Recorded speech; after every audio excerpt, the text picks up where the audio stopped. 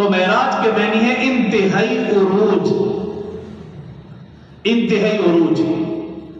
تو ہمارا ایمان اور عقیدہ دیگر انبیاء کرام کے معجزات، کمالات، صفات، محاسن، درجات، خوبیوں کی جہاں انتہا ہوتی ہے، وہاں سے رسول اللہ صلی اللہ علیہ وسلم کے معجزات، کمالات، خوبیوں کی ابتدا ہوتی ہے۔ یہ مسلمان کا ایمان اور عقیدہ ہے۔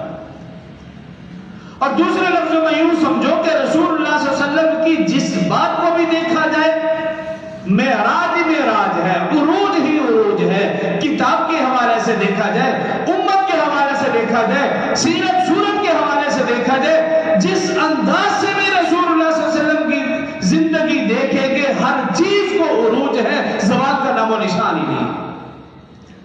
مثال کے طور پر امت کی بات کر لی جائے، رسول اللہ صلی اللہ علیہ وسلم نے ارشاد فرمایا قیامت کے دن ہر نبی اپنی امت کے ساتھ ہوگا، اور فرمایا کسی پیغمبر کے ساتھ ہزاروں امتی ہوں گے، کسی کے ساتھ سینکڑوں امتی ہوں گے، کسی نبی کے ساتھ 2 امتی ہوں گے۔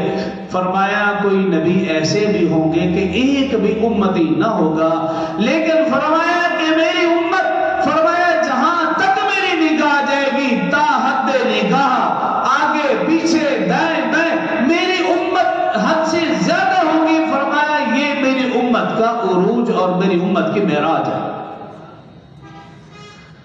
کتاب کے حوالے سے، قرآن کے حوالے سے آپ دیکھ رہے ہیں تورات، زبور، انجیل بھی ہیں، لیکن ان کتابوں کا نام و نشان بھی ختم۔ کتابوں تو دور کی بات، وہ کتابیں جس زبان میں نازل ہوئی ہیں اس زبان کا نام لینے والا بھی آج موجود نہیں ہے، لیکن قرآن کی معراج نے کیے۔ 1450 سال گزر جانے کے باوجود آج بھی 20 سے زیادہ ملکوں میں عربی زبان بولی جاتی ہے، آج بھی یہ زندہ زبان ہے، اس کا ایک ایک لفظ، ایک ایک حرف محفوظ ہے، اور قرآن کا یہ فیصلہ ہے کہ قرآن قیامت تک محفوظ رہے گا، اس کی ایک بھی زبر زیر پیش میں کوئی رد بدل نہیں کر سکتا۔ یہ قرآن کی معراج ہے۔ تو رسول اللہ صلی اللہ علیہ وسلم کی پوری زندگی معراج ہے۔